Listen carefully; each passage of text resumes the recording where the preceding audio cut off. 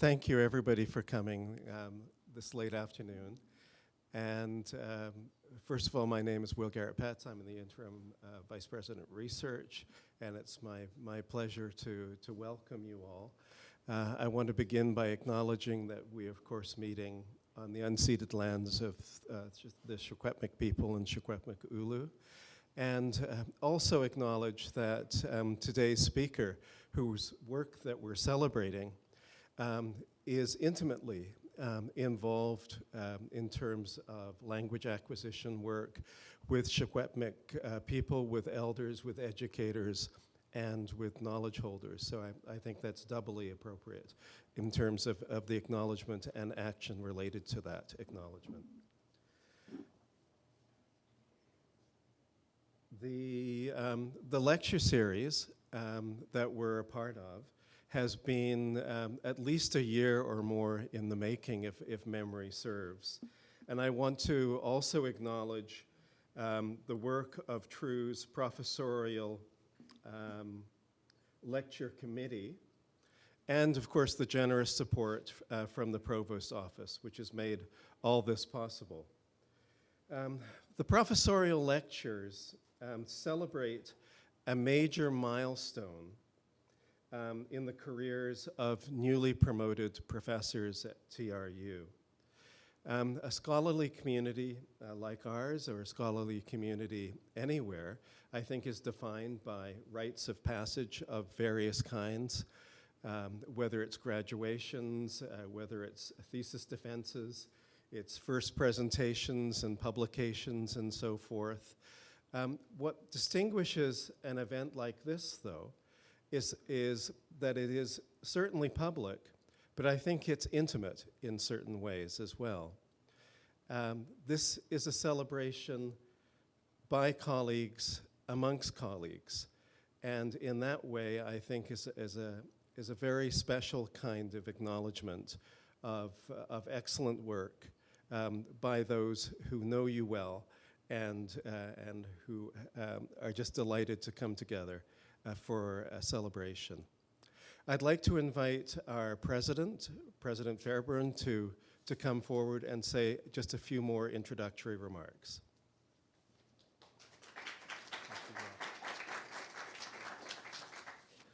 White, Brett Fairburn and Squest. I'm President and Vice Chancellor at TRU. You know, Will has already said it all, and I also can't lean on the side of the podium in as debonair a fashion as Will does, so I'll maybe just add a couple of remarks to what he's said. It really is my pleasure to be here this afternoon. I look forward to hearing Dr. Gloria Ramirez's inaugural professorial lecture. And as Will has said, this event is really a celebration of the academic journey. The path that we follow as academics is a demanding one. Everybody who's named a full professor has proved themselves already. There's nothing more to prove, and no need to worry about that. It's a friendly crowd here. And they've demonstrated that they've contributed in meaningful ways to the advancement of their fields and have earned the recognition of their peers. So very, very significant.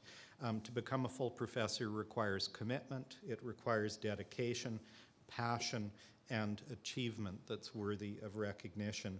And in getting here, full professors have made significant contributions to knowledge. They've disseminated that knowledge to others through teaching and writing papers.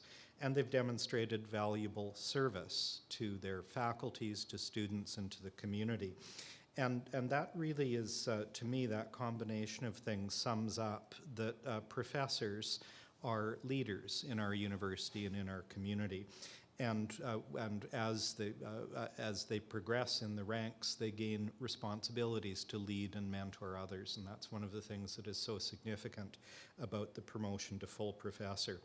And just on behalf of TRU, I want to point out that we've seen a growing number of people promoted from associate to full professor in recent years. Dr. Gloria Ramirez is one of 6 faculty members at TRU promoted to full in 2021, and 9 more have been promoted in 2022. Those numbers are really a sign of how our university is maturing and the range and depth of scholarship that we're developing at TRU. All of that builds the institution's capacity, it builds its reputation, and of course it contributes to the communities that we serve. So I hope to be able to attend many more professorial lectures in the months to come as we celebrate the growing body of work of our tripartite faculty members. But for tonight, I'm very excited to hear this one. So, Cook's-Checham.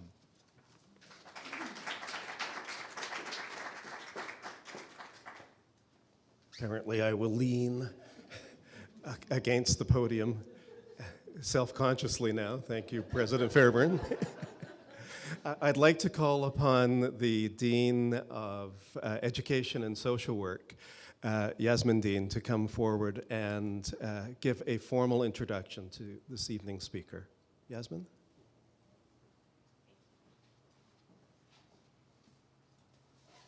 Well, it doesn't work that well when I probably have to pull this down a bit or stand on my tippy toes. Can you hear me okay? Okay, good. It's really an honor to be here today to celebrate Dr. Gloria Ramirez.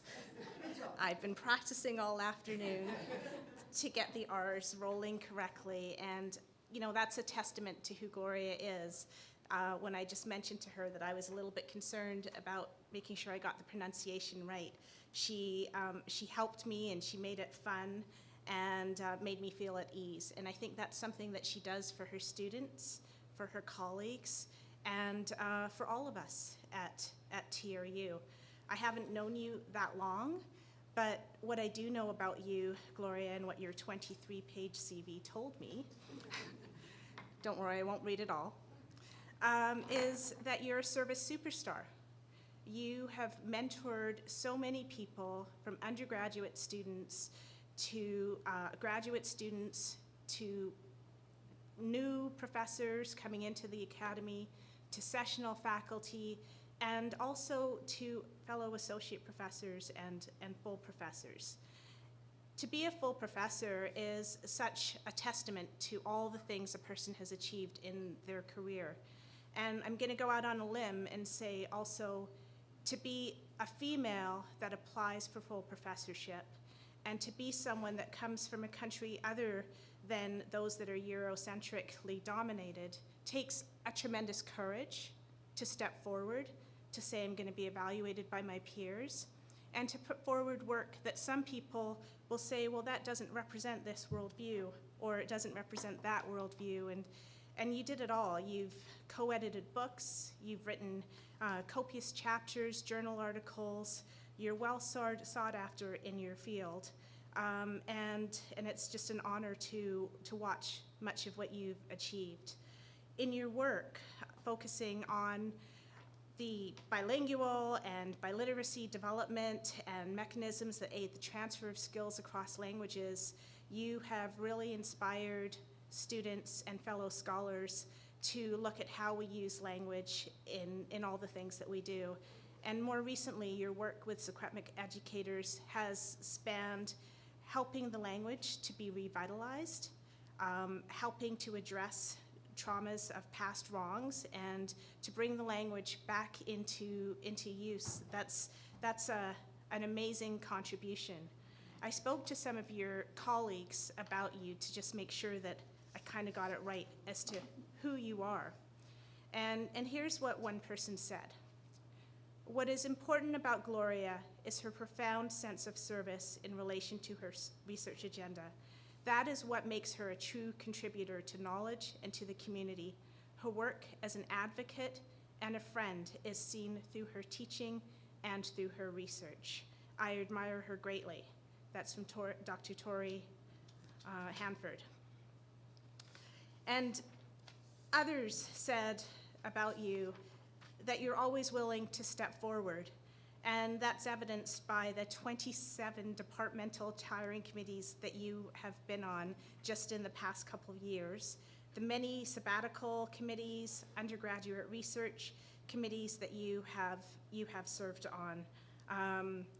And in addition to that service, you've been the coordinator of the Graduate Programs of Education, and more recently, when I had a need to have a program coordinator in the School of Education, it didn't take too long for you to step forward yet again. And that's something I admire, that, you know, when people have achieved full professor status, they could step back and say, I've done it all, I don't need to keep doing it. But you're there and you're mentoring for us what a full professor looks like and needs to be like, and I thank you for that. I'm looking forward to your talk and to your work.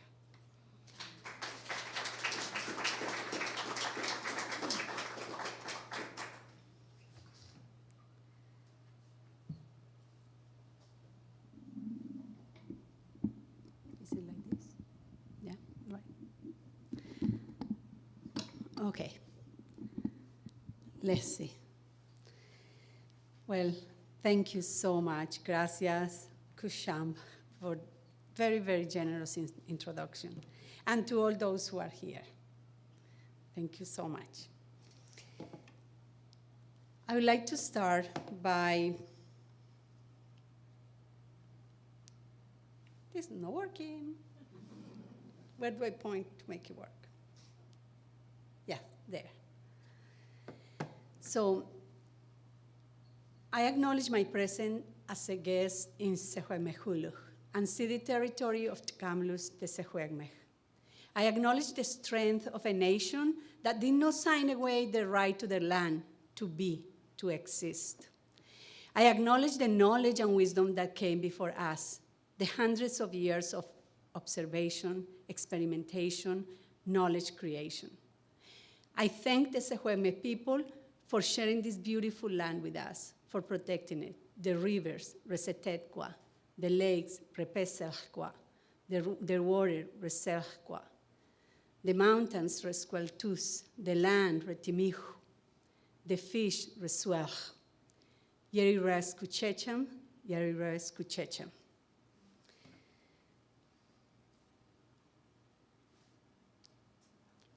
Maybe I tell you, I say click, and then you switch slides. Okay, what is research? As a researcher and as an instructor of research methods, I ask this question regularly to my students and to myself. And Patrick and I had had lots of conversations about that, right, as well. And the answer has changed, not yet. The answer has changed over the years. It has changed as a function of the people I interact with, the research issues placed in front of me, the phenomenon that needs to be understood, and really also is part of the interactions that I have with texts, but with people. But also as part of the way it has changed, is part of my transformation as an academic and as a person. Because that's kind of also what I've been showing this, the process of transformation through research. I'm not the same person that started doing research 22 years ago. So when I started my academic career, when I started doing research, this was kind of my definition of research. It was along this line. And as you can see, this definition represents a very particular perspective on research. It's a positivist. It reflects most of the parameters of positivist paradigms of quantitative research. Research under the positive paradigm focuses on explanations and predictions. It uses the hypothetical deductive model to science through theory testing, theory verification. Next.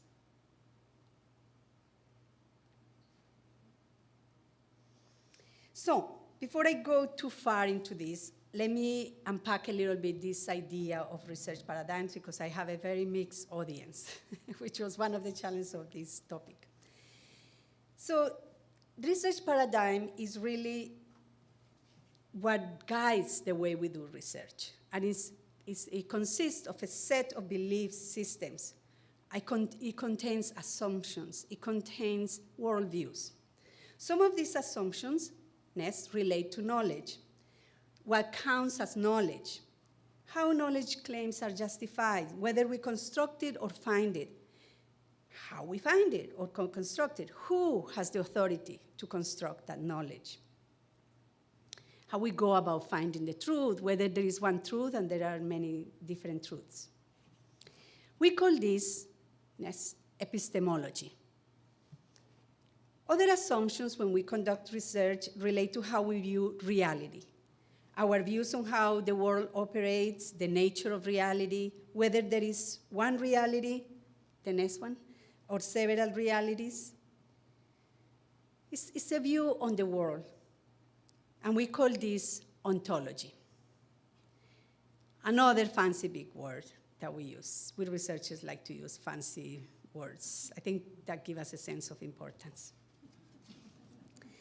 So these paradigms represent belief systems which are loaded with assumptions about knowledge and reality. They underline the choices we make in how we do research. These belief systems are also associated with different worldviews, which are conceptualizations people make in their relation to their world. These variations constitute philosophical frameworks that guide differential approaches and processes on how we do quantitative, qualitative, or indigenous research. These forms of research, all those three forms of research, are research I have engaged with across my career. So let's go to the next one and talk about the positivist paradigm. In this paradigm, there is a cycle. We test theory, then we formulate hypotheses, then we identify constructs and operationalize them through variables. And we either want to describe those variables, we want to find associations among variables, or we want to test the impact of one variable on another variable. And we collect data to test our hypothesis, we analyze our data, and go back to continue building theory. And the cycle starts again. So, the next one. The goal then of that positivist research paradigm is to build theory. I have spent many years of my research career doing research under this paradigm. So hopefully I have made some contribution to theory and knowledge. I guess that's why you invited me to this lecture.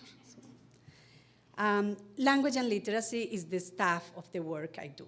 And I'm so glad to see Fiona Clare here because she's the Kamloops literacy coordinator and one of the people I've worked with in this research of literacy. So that's my interest. That captures the big area of research that I do. I look into the development of literacy, effective instruction to accelerate literacy development. Next one. And then I need you to click, click, click. Okay. And so I look into how this develops across different populations, English language learners, dual language learners. So English language learners typically are those kids that speak another language at home, but start being exposed to English mostly when they come into school. Dual language learners are those that, this is mostly a term mostly used in the States, is kids that go to schools where they are learning in the two languages. It's different to French immersion, so that's why I don't call it French immersion. This is the contexts where I don't research. But also, I look at this in relation to how it affects children from socially disadvantaged backgrounds, or children who, because of their individual differences, have certain exceptionalities and struggle with reading. But I also have been looking next to how we can work in relation to accelerating the revitalization of indigenous languages. And when I look at the English language learners, next one, next click, I look at vocabulary, word reading, reading comprehension, and spelling. When I'm working with indigenous languages, it's mostly oral. All the oral components of it. It's about learning to understanding and to speak. So, this is a big area of research. And as researchers, we need to focus on something little to really, particularly when we are doing this quantitative research, something we can capture through a variable, something we can measure, something we can formulate a very concrete hypothesis and then go out and test it. So in this very big area of research that many thousands of researchers around the world and are doing a wide range of studies in this area, I actually focus on a little piece, and I will tell you about that soon. And when I think about it, I realize that's what we researchers are, people who know a lot about something very little, people who make a big deal about a tiny thing. And that's what I'm going to be doing today, making a big deal about, let's go to the next slide, something that is very important. Click, click, click. Oh, I hope this works. And the next click, yes, called morphological awareness. It's not the only piece. It's not the only piece of the puzzle. There are many important pieces in the puzzle of literacy, but certainly that's an important one. And that's one then I have been investigating for most of my career. So what is this next one? What is this morphological awareness?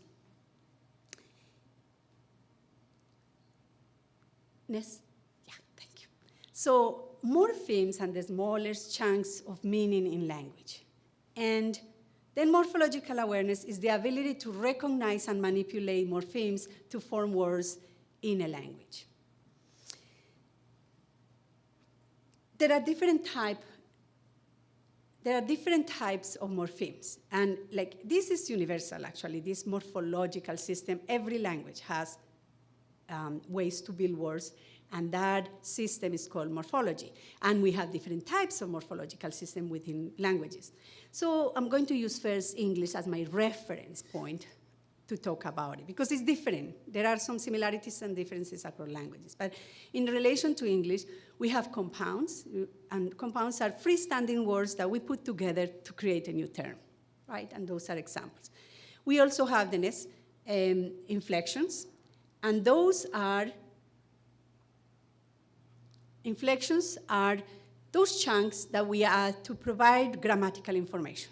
So just like you see here in works, it's telling me that the action is performed by a he, she, or an it, a third person.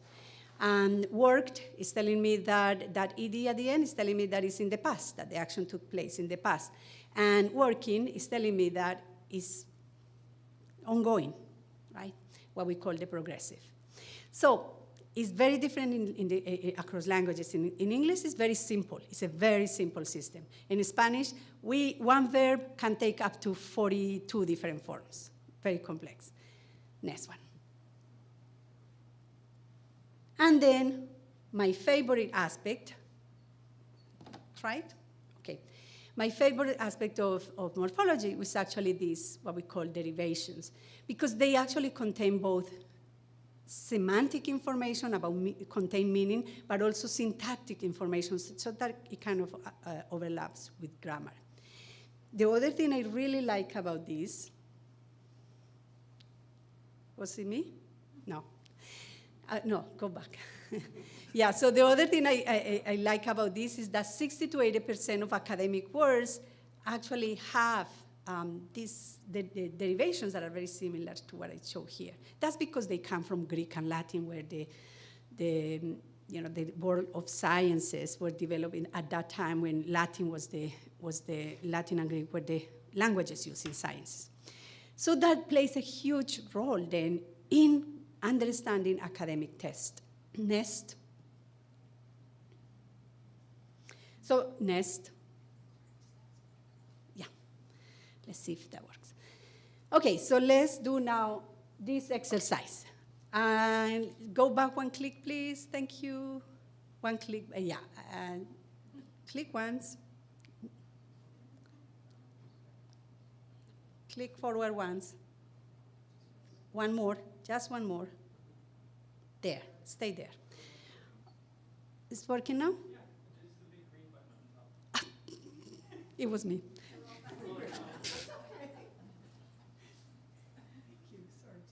Okay. That's so funny. Okay, so let's go and try this. Because I need to persuade you that this is a really very important skill. So I give you the root graph, and then I gave you some other morphemes, some prefixes and suffixes. Very quickly, I want you to start putting them together and coming up with words. Let's see how many words we can come up with together. Okay, don't be shy. I want to have more voices talking, not just me, so. Any ideas? Sorry? Graphic. Yeah, what else? Very good. What else? Autograph. Bibliographic. Bibliography. Photographic. Phonographic. Yeah. So we could keep going, and there are many. And we start with just a small set, but we can have dozens of words. So imagine somebody studying, in the science, in geology, in medicine, where all these very big, low-frequency words appear. It's very hard. Our memory has very limited resources. So it's very hard to memorize the meaning of each individual word separately. But if we know the small chunks, it's like Lego pieces. You know how with 5 Lego pieces you can build so many different things? That's kind of the equivalent here with morphemes in words and what they do to words. So it's a very powerful tool to have that awareness of those small chunks. Rather than having people memorize 100 words, you memorize 10 chunks, and you can deduce by yourself the meaning of the words once you see them in these different combinations. But it's not just good to understand the meaning of individual words. It actually also helps us to understand texts. So, what is the difference? I hope everybody here knows that there is a difference between these two sentences, okay? Okay, I see. Yeah, this one, he stinks. And this one, he has trouble smelling. And look, the only thing that is telling me about the difference is that little piece there, that little morpheme. That's the power also of these morphemes and having that awareness in reading, in understanding languages. This is just another example, but I can tell by your faces that I persuaded you, so I'm going to continue. So here, then what we do is, once we have certain knowledge and once we understand certain aspects, we go and have fun designing studies and testing hypotheses. So the first set of study that we did, and this is in collaboration with different people from the University of Toronto.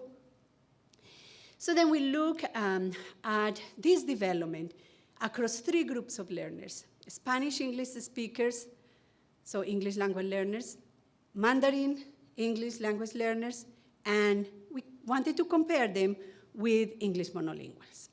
So we wanted these languages, obviously because of the population. There are some practical reasons in relation to the number of students in our school system in different cities across the country, but also linguistically it was very interesting to compare them because they have very different writing systems. So I wanted to see how then different children from different language backgrounds, what is their linguistic capital that they bring to school, and how, once we identify that, how we can, in education, capitalize on that and help them utilize and bring them to the awareness level, because that's the thing, right? And also help those that don't naturally develop those abilities develop the ability. Because that's what we do in education, right? It's change trajectories if we do it well.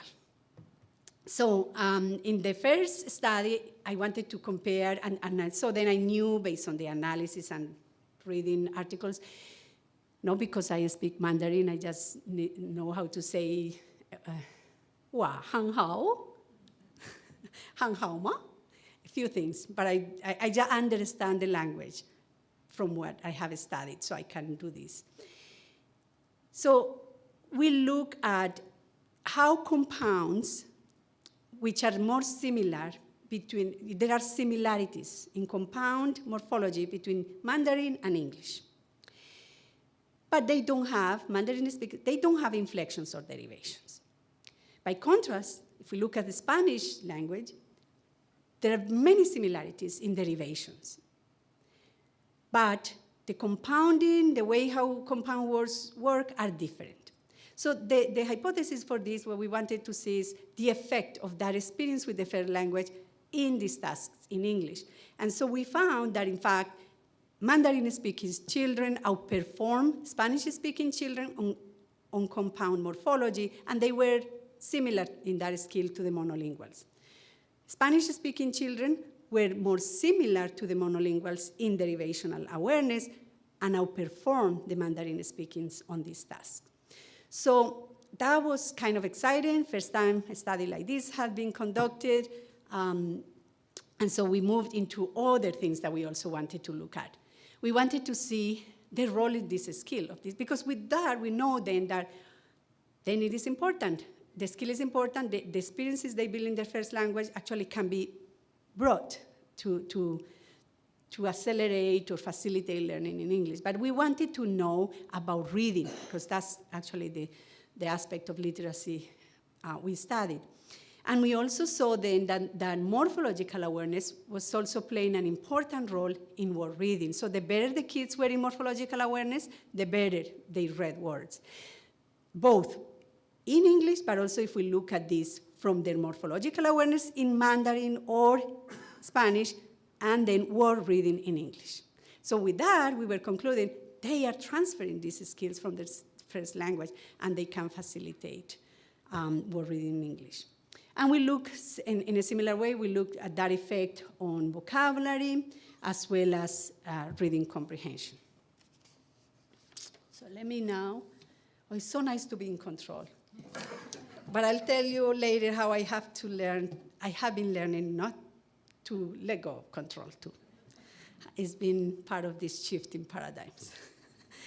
So what facilitates? After those studies, then I started thinking, that's interesting. So they do transfer this skill from the first language, but what is facilitating for the Spanish-speaking children?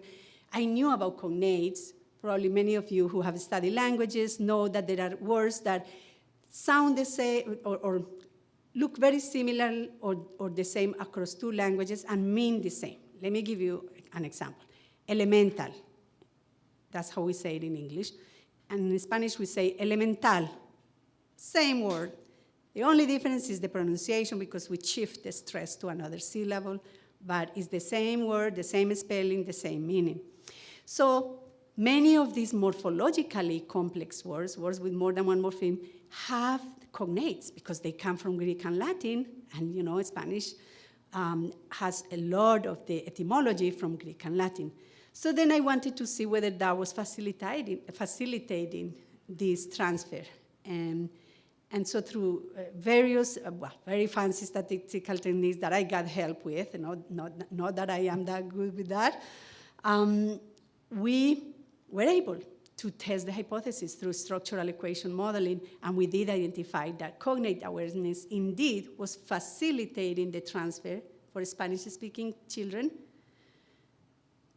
of these two skills, vocabulary and reading comprehension. So why is it important to know that?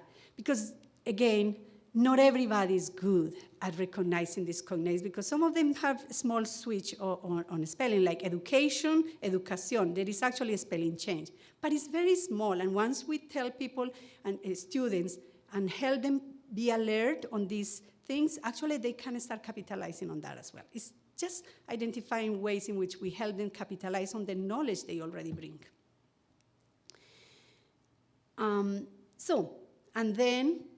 And this is another kind of, we moved into looking at, you meet at conferences with different people. And so Dr. Li Jianku also researches morphological awareness, but her interest is more in this kind of metalinguistic skill and how it may be looking at bilingual advantages. So she conceptualized it and thought about that in relation to morphological awareness. Bilinguals may have an advantage in this skill by being exposed to two languages. So we did together in collaboration some studies in the States where there are dual language programs where you have English language one people who go to these schools to be instructed in Spanish and English, as well as Spanish first language children who go to these schools to be instructed in the two languages. And we compare their morphological and syntactic awareness with children who were comparable in any other way, but who were going to general programs where they were not exposed to this bilingual instruction. And we, in fact, found that with these tasks that we developed, these very entertaining tasks, we have fun also constructing the tasks. The children in the bilingual programs actually outperform kids in the general education program. So our big conclusion from that was that the bilingual children develop different, or bilingualism gives advantages to children, and one of them is they develop more language awareness, just by being exposed to the language, because we had classroom observations, so we examined actually what was going on in the classes, and they were not taught at all about morphology. They were not taught, they were not given direct instruction on morphological awareness. It was just exposure to the two languages, which was developing their awareness. So, all those studies were fun, at least for me. I don't know if they are for you, but they were all theoretical, descriptive. I know that at least one person in the audience, Patrick, is probably the one for sure having fun with these studies. So, but then they are theoretical. They are mostly correlational in nature, and as an educator, I'm always thinking of doing something that actually makes sense for people in the classrooms, for teachers, for practitioners. So I wanted to really move into experimental research, studies where you intervene, where you go into classrooms or work with teachers and change the way they are doing things. So when I came to Kamloops, and with Patrick, whose interest is also in literacy, early literacy, we started working with different schools and different teachers on intervening this in kindergarten. So we wanted to see whether by training teachers to actually, in a playful way, right, through read alouds, we chose books that already had kind of play with words, which is a way, like if you think about morphology that way, it's playing with the words, it's really analyzing, being detective of words. And in a very playful way, we selected books that will allow us to kind of do this fun engagement with words. Then we trained them, and they delivered the intervention in their classrooms. And of course, we did pre-test, post-test for this to compare, to make sure that there were differences after the intervention. So some of the key insights from these studies that, and the reason we wanted to do this in kindergarten is because we know that this is the reality that every kindergarten teacher faces. You have kids coming to the classroom, some of them have very strong vocabularies, and some of them have very poor vocabularies. The sad thing that we know from research is that if you just look at those kids 7 years down the road, the gaps have increased. So it's almost like a school is not doing anything for them. So that's what we wanted to change, right? We wanted to have level the field, level the ground for these kids, and then give them this intervention. Because obviously the ones that came with the strong vocabularies, well, this intervention doesn't hurt them, but the ones that come with low vocabulary, those are the ones that benefit, and those are the ones that we wanted to target. So what we saw was that at the end of the intervention, yes, the gap was narrowed. So we achieved something through intervening early on. So that was very exciting. Also, what was exciting, like this was statistical analysis and all that, but for me, also when a teacher comes and tells me, I've been teaching for 25 years, and this has been the most important professional development I received, it kind of makes your day. So Dr. Maria Elsa Porto is a researcher from Argentina.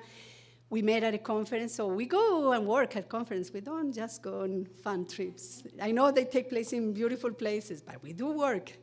So we met and at a conference, And she really liked the work I had been doing with morphological awareness. And before, she was just working on phonological awareness, which is another important skill in reading. But she said, can we do this in Spanish? And I said, well, let's do it. And so we developed the measures in Spanish, and we also improved the design, because every time you do another study on the topic, obviously you make it better. So one of the things from the study here is that, we realize it would have been good to have different interventions. It's a much better design. Increases the validity and reliability of the results. So then there we were able to do that. We had two interventions, one just phonological awareness, which we know also is very important for literacy, and the other one, a combined intervention, morphological awareness and phonological awareness. And we compare it with business as usual condition. And so the results we found in a nutshell are that the combined intervention, the kids in the combined intervention at post-test outperformed the other kids. So the intervention, again, made a difference in kindergarten. So this was tested beginning, end. But what was more interesting for us is also to see, okay, let's see if the effects of the intervention extend to grade 1. So we went and we also follow up the kids in grade 1, and then in grade 1 we could look at other measures of literacy. And so again, the kids in the combined intervention outperformed, particularly in vocabulary. The phonological awareness intervention was equally effective in letter sound recognition, because it's an important literacy skill, but in relation to vocabulary, it was the morphological awareness that made a difference. And I was, I guess, becoming quite a good quantitative researcher, something that I had to learn while I was a graduate student. I had never done quantitative research until that point.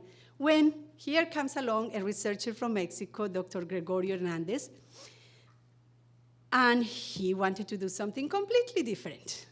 He wanted to study the experiences of Mexican immigrants during the NAFTA, the North American Free Trade Agreement, which is now defunct and replaced by something else.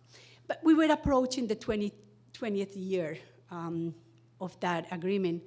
And being the type of researcher he was, a very critical post-structuralist type of researcher, and his most influential work is called Decolonizing Literacy. So really his work, Decolonizing Literacy, will criticize a lot of my work that I just presented. Anyway, but in this work that he wanted to do, he was interested in challenging the official narratives of politicians in relation to NAFTA and what it was supposed to do for Mexican immigrants. And this type of work then required me to step into another way of being a researcher.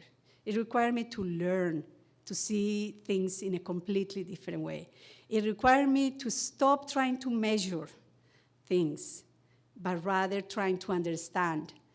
And to not worry about objectivity, because that's not the goal.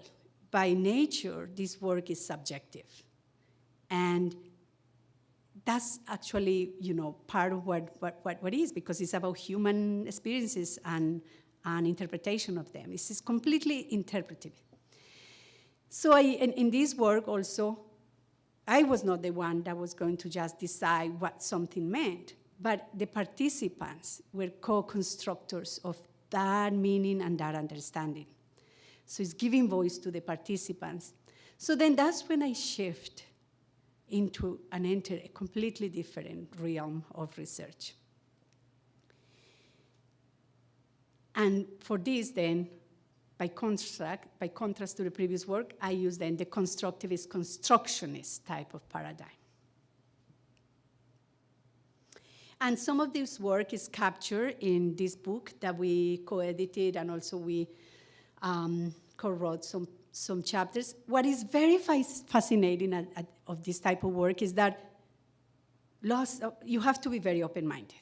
It's completely different. In the other type of work, I had my clear hypothesis, I had already designed the studies, and you have to just follow through, very systematic. Here is about being comfortable with uncertainty, because you never know what is going to emerge once you start interviewing your participant. And yes, that's what happened. We were, the big question were in relation to the experiences of the Mexican immigrants. But then when we started talking to different participants, something interesting started to emerge, a new phenomenon. The narratives of many of these participants started to overlap. They were all women, married to a Canadian, and so as a result of this very unique experience, the narratives were talking about the tensions between, the tensions they had to continuously navigate, raising kids into languages, navigating two cultures. Of course, they never said tensions. It's we academics that give those words. But they told us very interesting stuff. And so then we followed this new phenomenon and developed a study out of the bigger study looking specifically at this. And the stories were fascinating because one of the things also were in relation to that internal conflict that I guess every immigrant faces at some point of feeling, am I Mexican? Am I Canadian? I'm not Canadian enough, and I'm feeling now that I am not the best Mexican either. And the narratives were contradictory themselves. They were contradicting themselves in their narratives because, again, that's a reflection of that process. But also, another very interesting piece was how they reinvented themselves.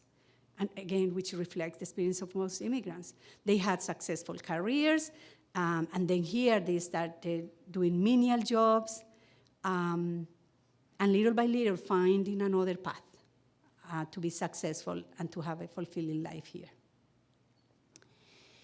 So, again, switching paradigms. So now I'm going to start telling you a little bit about how I started being within indigenous paradigms, because it's about being, it's not just about thinking. It requires a lot of personal transformation. So if we just look at these quotes, that starts providing a bit of insight into that different way of looking at language.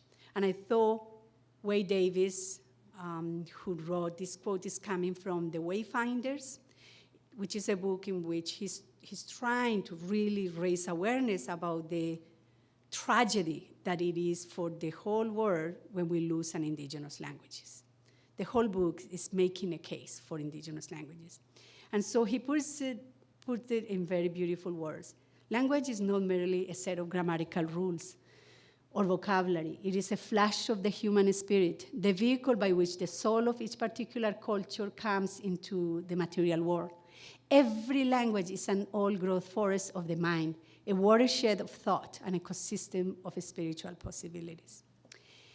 And that resonates a lot also with one of the collaborators, one of the people I work with, told me one day when we were trying to negotiate how to do things. Like in my way of thinking, I thought we should be sharing materials, the curriculum that we were developing with everybody, so that the language can flourish, so that more people can speak. And she was explaining why not, and why we couldn't be sharing it with people outside of the community. And so she was explaining that along these lines. She was saying, learning our language is not like learning Spanish or German or French. It is different. It is about recovering from the damage of colonialism. It is about healing. So these things have been I have to internalize and really work hard to understand. Because they reflect also a different epistemology. One aspect of the indigenous epistemology I have learned about is that knowledge belongs to the community, and that some knowledge is sacred. And even in the language, there are pieces that then can be very interconnected with some sacred knowledge. So I cannot just be sharing things. I have the elders, the knowledge keepers, they determine what and whether something can be shared. If you think about also this other piece, knowledge is transmitted through the spirits in dreams, see how contrasting that is with the positivist paradigm, because in the positive paradigm, we have to be able to measure. Everything needs to be experienced by the senses, because otherwise it cannot be measured, and then according to that paradigm, it just doesn't exist. Well, that's not the case in indigenous work. We also learn from the spirit world. So that required that I change, but it's been a process. 1 second, I need to find my page for this. There. So it's a long journey, and it started since, I guess I will say, the preparation for this started from the day I arrived in Secwepemc. And here, I'm going to read little, there I say poem, I don't know. I call it a poem, but some people may not call it a poem. But something I wrote in relation to this experience.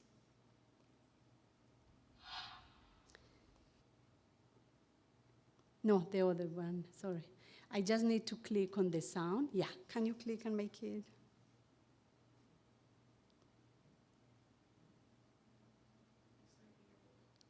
Is thinking?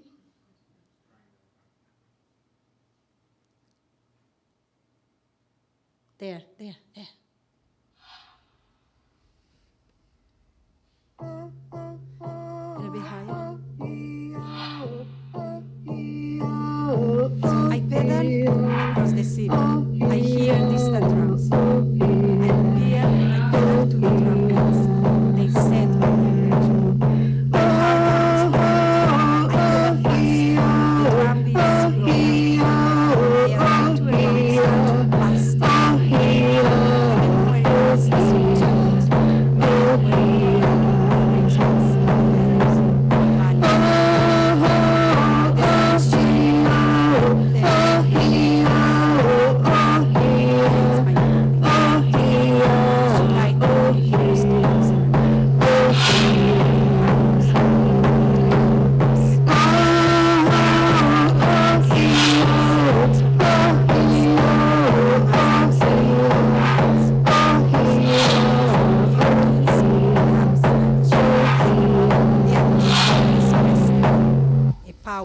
I am informed.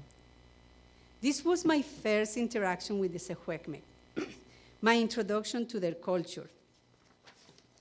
Living in Secwepemc has been a transformative life experience. It has awakened me to the realities of colonialism. It has taught me about a unique, rich, ancestral culture, the Secwepemc. It has taught me to see the world in a different way. It has sparked my curiosity to learn about my own ancestral culture, and it has taught me about the devastating effects of residential schools. Next. Oh, no, now I can do it. There. Then, learning language is about, to start doing this work, you also build meaningful relationships with people, and you need to learn a lot. And I am still a learner. But it requires kind of intentional effort and significant time investment. So I started taking Secwepemctsín classes in the fall of 2010. Some people I thought I was going to see in the audience, they were going to come, but I guess because of the weather, they are not here. But Dr. Mako Musayed was one of the people there in one of those classes. I remember she was there with her daughter. Dr. Natalie Clark was there. I remember her with her twins and her daughter as well. And Dr. Patrick Walton, because actually he was the one who told me about the classes. So through Patrick, actually, that's how I started building all these relations that actually keep expanding. So I'm very grateful to Patrick also for that. So one of those people he introduced me to was Gary Gottfriedson, Secwepemc cultural advisor. Right now, here at TRU, but at that time he was the principal of Secwepemc School of Excellence. And so we went, we were talking, we met, we were talking about language, where he also really loves languages. He's a language learner himself. He speaks Spanish, Italian, and Secwepemctsín, and of course English. So we started talking about languages and the work I did and the work he was doing at the school, and he said, well, let's work together. And when I told him about morphemes, he was one of those people who got so excited about morphemes. So we started working, and this is the people then that I work at the school, Elder Flora Samson, and that's the person I still work with these days. And Dr. Janice Dickville, which was the language coordinator at that point at the school, but I am still working with her.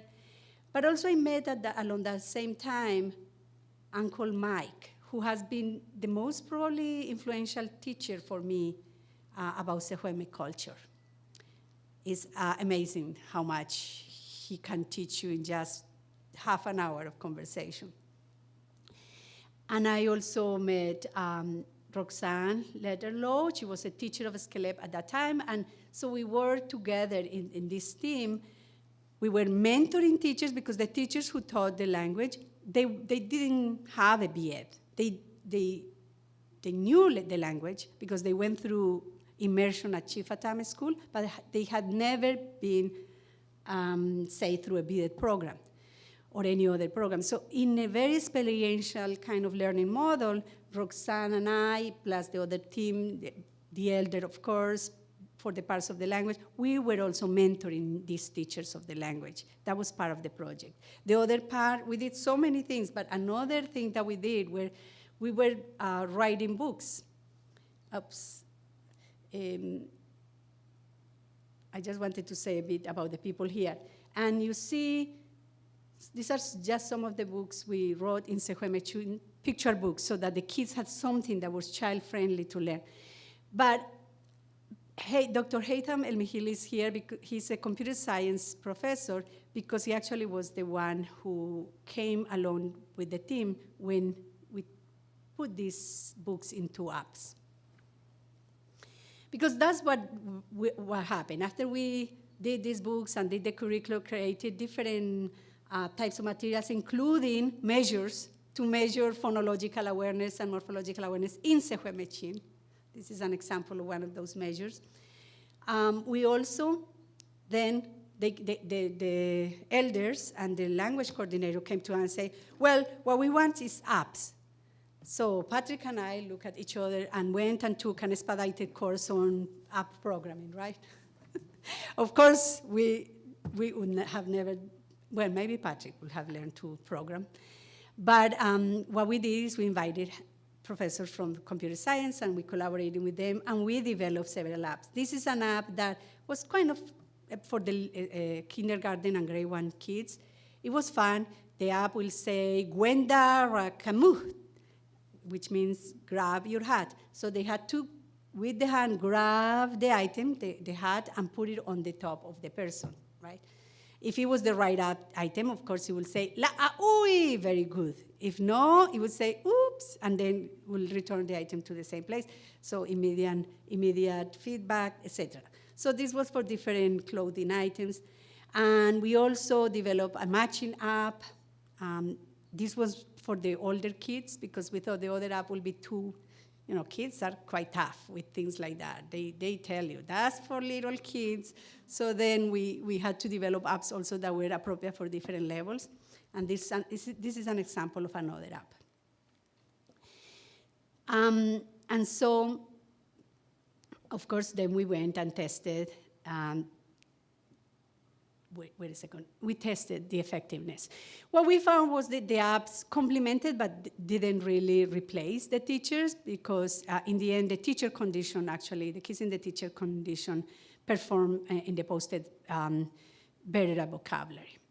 So we kind of then recommend the apps after school. So when the teacher is not there, it's a way of taking the teacher with you home, is what we say, We kind of amplify the voices of the elders, of the teacher, by developing these digital resources. The same with the picture books.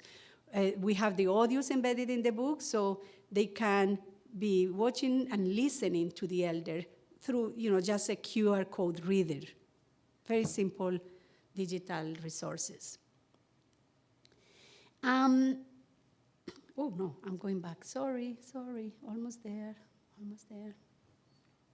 So, but at that point, I guess when I started doing that work, I was just learning about indigenous research. I was, I think, operating mostly still within positivist paradigms. Yes, we were advised by the elders. Yes, the content and everything was directed by the school team, but still, I feel there were not deep engagement with what we call indigenous research.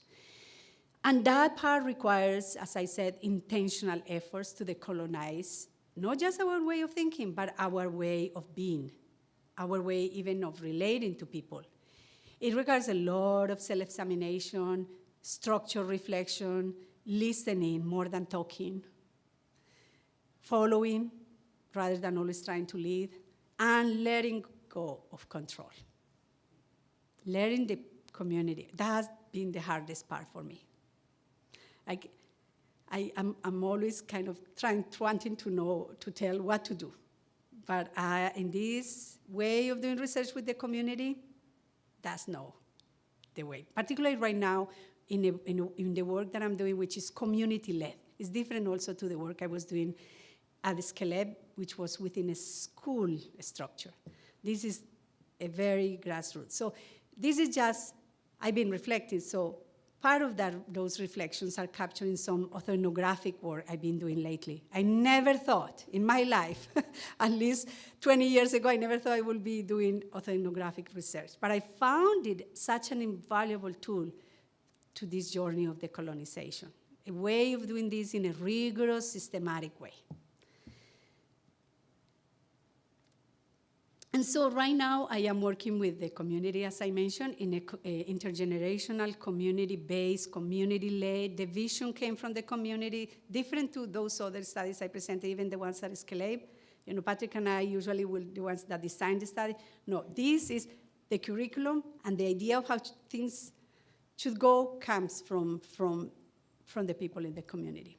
So we've been developing curriculum. We've been developing kind of curriculum that is sequential, because that was one of the big gaps we found, that there were lots of resources, but there was nothing that will really move somebody, and a curriculum material that will structure in a way that will increase level of difficulty and was comprehensive enough. And we are not reinventing the wheel. We are adapting material from a successful model that was developed in Spokane, in Kalispell, in Washington, D.C. So it's community-based. We have community classes. And I am a learner, I'm a researcher, I'm a student, I'm a teacher, I'm all things at the same time. But it's very exciting, even though the work is very different, I still can bring my gifts, because everybody in this team brings their own gifts. The elders' gift is their proficiency in the language. The teachers is their enthusiasm for teaching and learning the language. The students is the time they give to come to these classes, which are very intensive, 6, sometimes 10 hours per week, and to then try to transmit and share what they learn with other family members. So then my gift is I know a lot about languages, and I can notice patterns and things also in Secwepemctsín. And so I can bring this to the awareness of the elders, the teachers, so we can capitalize. So this is just examples of how rich the morphology of Secwepemctsín is as well.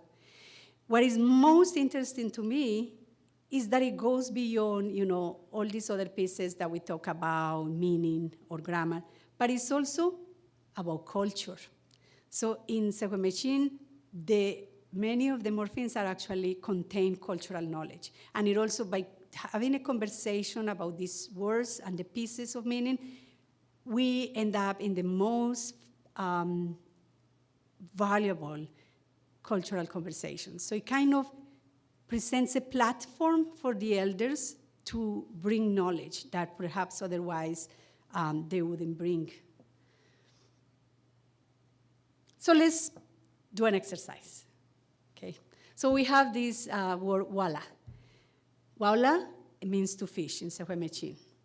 That's the root. Then we have ga, which means I. Then we have k, which means you. And then we have kuh, which means we. So now you know the pieces, put them together, now they appear in different words. What is walaga means? I fish. What is walakuh mean? We fish. And is walak mean? You fish. So you see, you can tell that if you're trying to learn these three words separately in Secwepemctsín, it's probably going to take you longer. But if you actually learn the pieces, it's moving the learning faster. This one I find quite funny. Okay, sama, white person. Chin, that's the piece, the morpheme that means language. So what does sama chin mean? English, yes.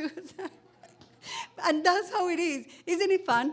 It is fun. It makes learning the language fun. So, but what is, of course, I say that. But what is important is that actually the learners, these are some testimonies from some of the learners, and that's what they are saying. Like what this first person at the top is saying, he's saying, at first, learning this and repeating all that. It was like, but then when the elder or the teacher kind of talk about what were those pieces, those little pieces meaning, and why they were in all these related words, it's like, oh, yes. And so the excitement comes up, and it's like the light bulb goes, ping. And also, this is another student, so these are all different testimonies of different students and teachers and apprentices. Or actually, because in the model, we are training a teacher and also an apprentice. An apprentice is a person who doesn't speak the language as well as the teacher, but we are also helping them to learn how to teach. Okay, I'm about to be done.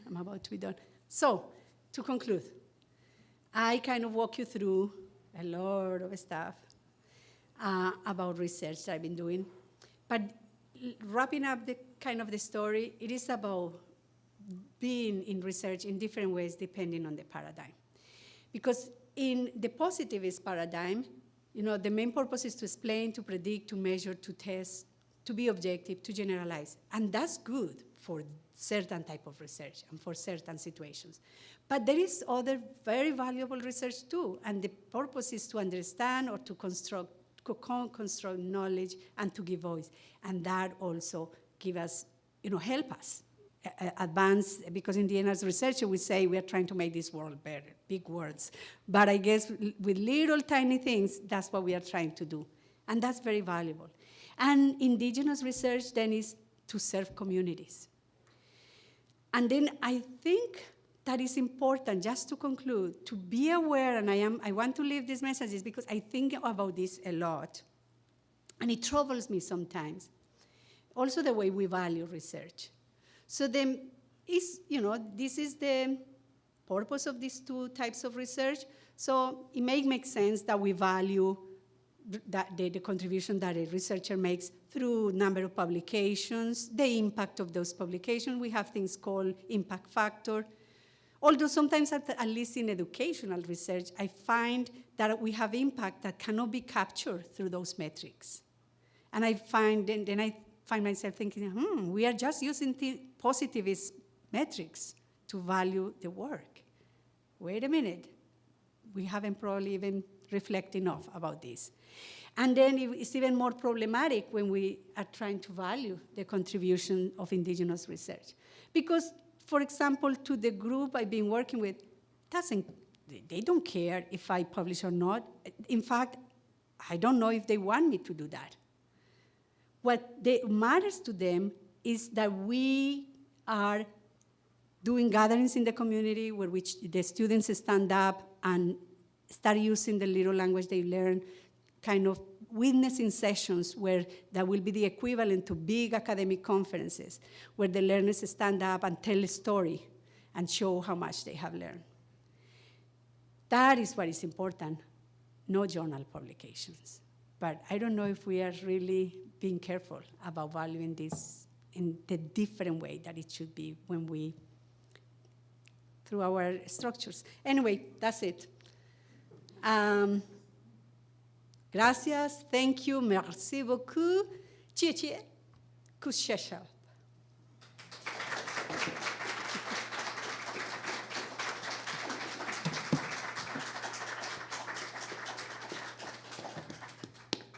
Thank you, Gloria.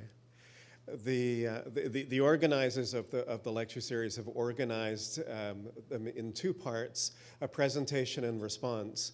And it's my great pleasure to ask somebody who has already been referenced several times in the presentation to come forward, a long-term colleague, collaborator, and professor emeritus, Dr. Patrick Walton. If you'd come forward.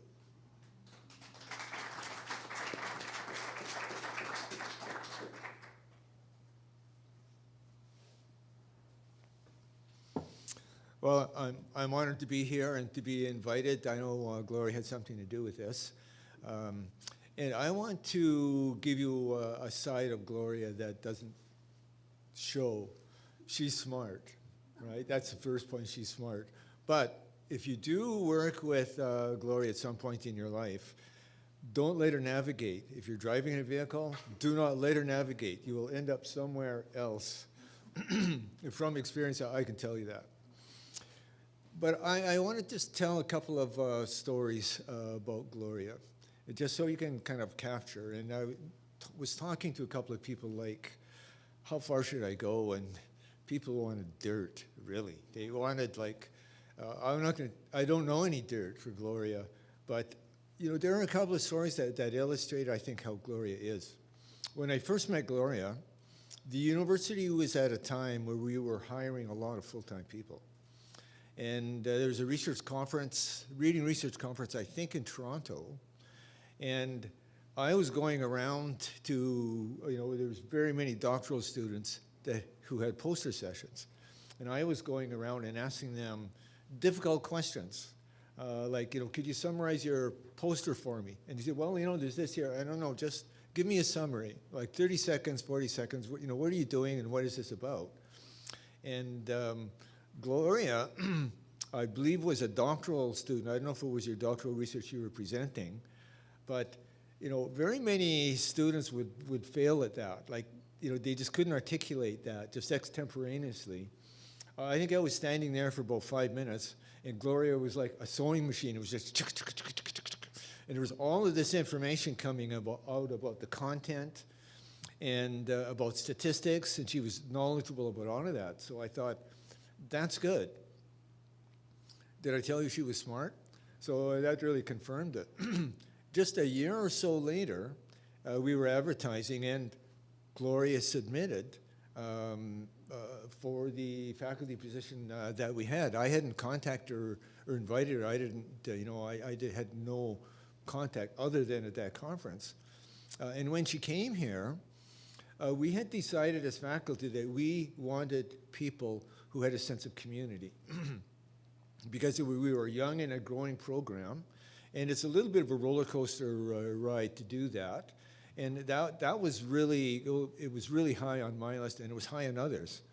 And with Gloria, when she came here and her presentation and the way that she interacted with people, that was a huge plus. It was a huge plus. It was in the research that Gloria is talking about. Now, you know, we talk about paradigm shifts, and maybe, you know, a really good way where we've accomplished that is having people from different paradigms work on the same research project. And I think that accelerates, like, I think that's partially what happened to Gloria, and I went also through a similar kind of experience.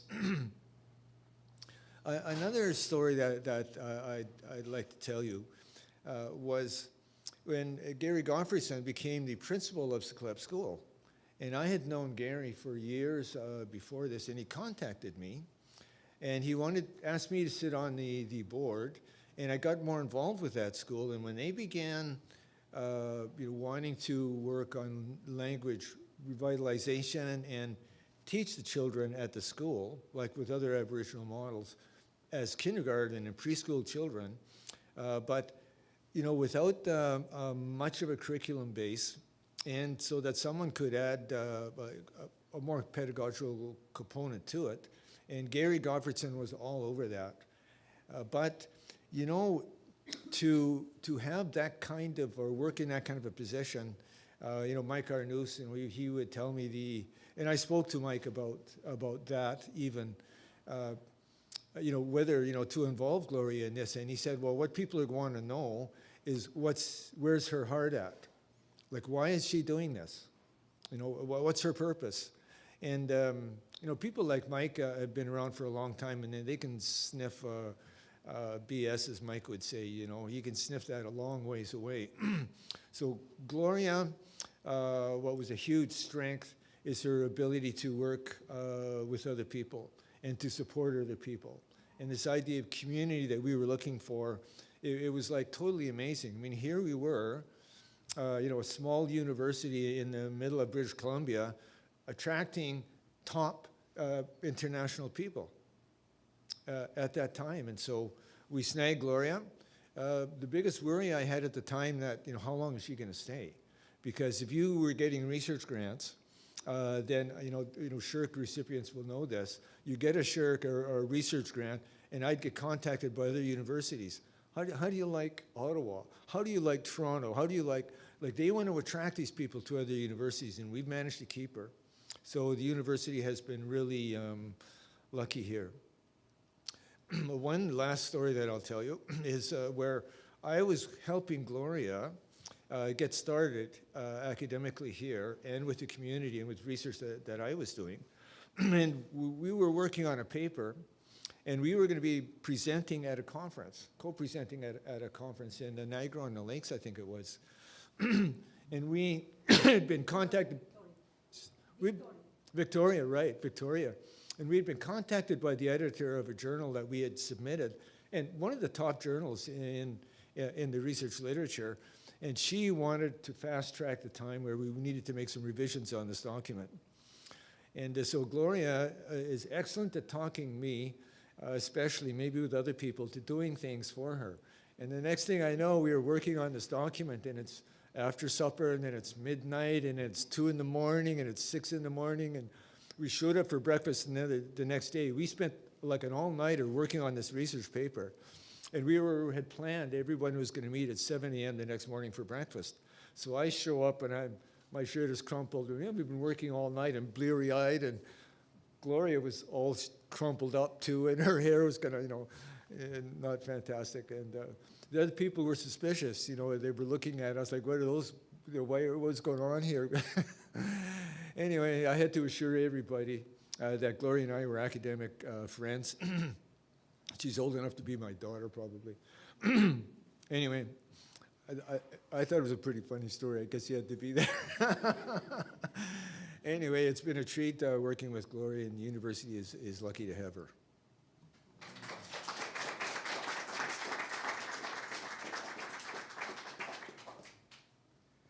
So that brings to an end the formal portion of this evening. Just another opportunity, however, to thank both Gloria and Patrick for the presentation. And it seems to me any afternoon when you talk about research and you ask the question out loud, where is your heart as a researcher? That makes for a very special event and a very special inflection, I think, in terms of understanding research, the responsibilities of research, and the kind of dedication that's involved. So please join me in thanking them both. And congratulations, Gloria.